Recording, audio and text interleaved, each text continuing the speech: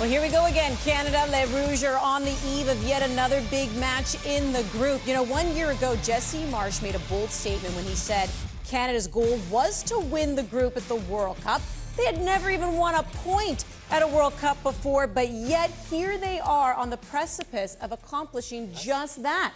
As we welcome you to Bet365 for the win right here on One Soccer. Annie Petrillo, Gareth Wheeler, Jordan Wilson. Yes, we have a busy show. Oliver Platt's going to be joining us a little later. We'll talk England. Is it still coming home after that 0-0 draw against Ghana? And he was in attendance for Croatia and Panama. And of course, Christian Jack will be joining us shortly too. So here's what's at stake in tomorrow's game. Canada right now sitting top of Group B with a nice +6 goal differential.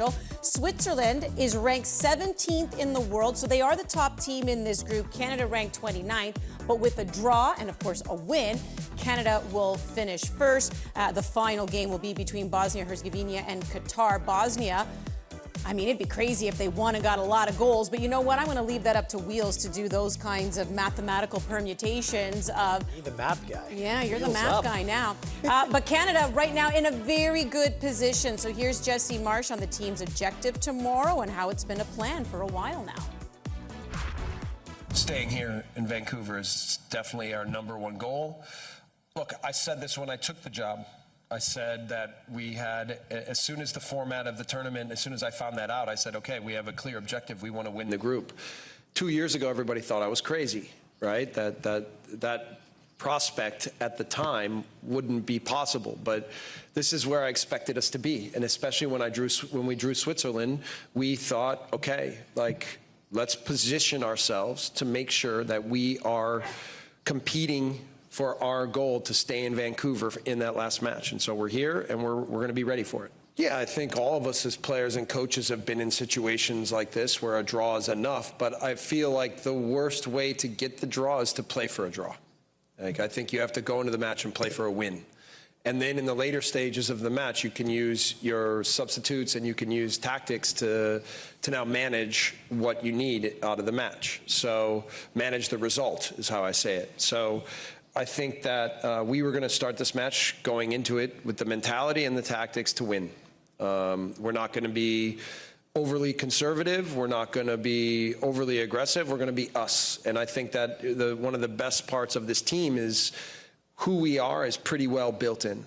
You know, and even if let's say I showed up and said, okay, guys, we're going to play this kind of a different kind of match than what we normally would, they would all look at me like, Coach, what are we doing? Like, so we will have subtle adjustments that we make to, like we always do, for the match plan, for what the opponent brings, but we are going to play to who we are, we're going to play to our strengths, and we're going to try to impose ourselves on the opponent.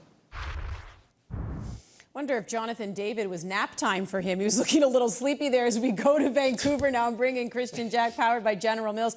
I can attest to what Jesse Marsh said there about people thinking he was nuts. I hosted a panel with him last year where he said the goal was to finish first, and the entire room gasped. So, KJ, this is exactly what he is now on the verge of being able to accomplish with this team. How do you think they should approach it?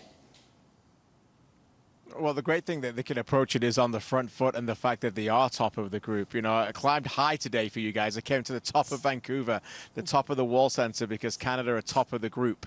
So I figured it would come high for you because this is where Canada is standing right now in their group. So look, I think, no, I took the stairs, but I think that our cameraman may have taken the elevator. Yeah, but, you know, I think the option for me is to look at this is that, you know, and Jordan can speak more about this than I can, but whenever I've spoken in the 30 years of covering this game about a player when it goes out to getting a draw, I've never heard one player say to me, yeah, I'm going to go out there and try and get a draw. Like, it just isn't part of the scenario. Now, obviously, later in the game, if the game starts to die and a little bit of the energy that comes out of it and the intensity, we might get to a situation where we're talking tomorrow night where both teams are drawing and they just didn't have it in them to bother to find that extra reserve and go get something again. And that comes to Switzerland as well, right? Switzerland spoke afterwards. We spoke to the coach as well, Murat Yakin, and also Manuel Akanji, who said, look, we want to win this group and we want to get that objective, but they're going back to San Diego. They've got a family event here tomorrow night. They're going back to San Diego and then hope to come into Vancouver to stay in Vancouver for those first 2 knockout games. But it's not the end of the world for them. Even Akanji said, look, if I don't get a longer rest, I like playing. It's better than training. So there's some things there to me that make me think that maybe there's a scenario in the second half, if it plays out that way, that the teams could end up going in towards a draw. But at the moment, I think Canada are full on in belief that they can win this game, and I think that's the best route. I like the situation. I like how it plays out for Canada, because you can go into this match tomorrow.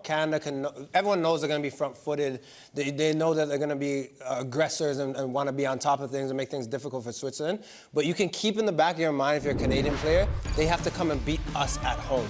And I think that plays into how they're going to go about their business, because Canada, we've seen them when they're outside of the Qatar match that they've just played, but when they have to be the team that goes and dictates and maybe has too much of the ball wheels, I think it doesn't play to their strengths.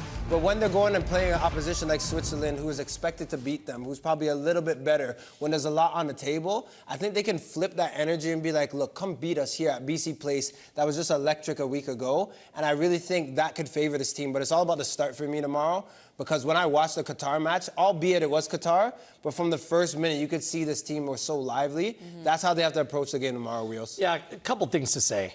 I don't know if that's entirely true, that no one thought they could win the group. I know there was gasp in the room. Oh, yeah, Who was the audience? Are there people that follow the World Cup and understand that Canada was in Pot A, which means they were with all the top seeds in the tournament, so they weren't going to play a France or a Spain in their group?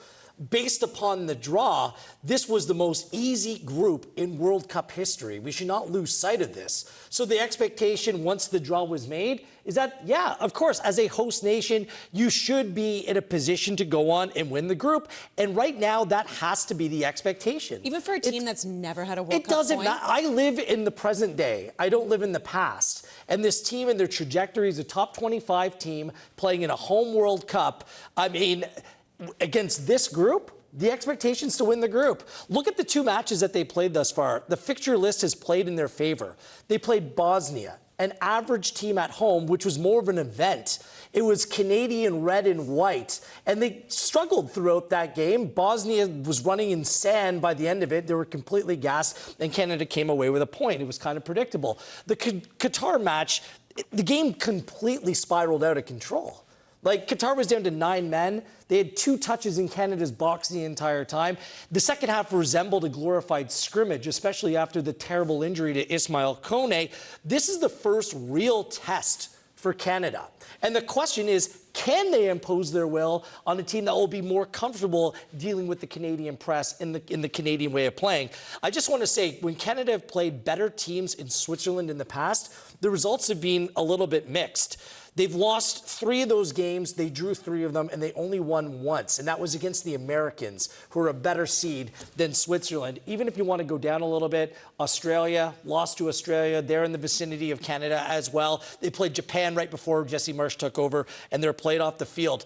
This is a significant test. They're stepping up in a weight class, but with that home advantage and everything that KJ presented there, the expectation is for them to get a result. They have to get a result to stay at home come the knockout round.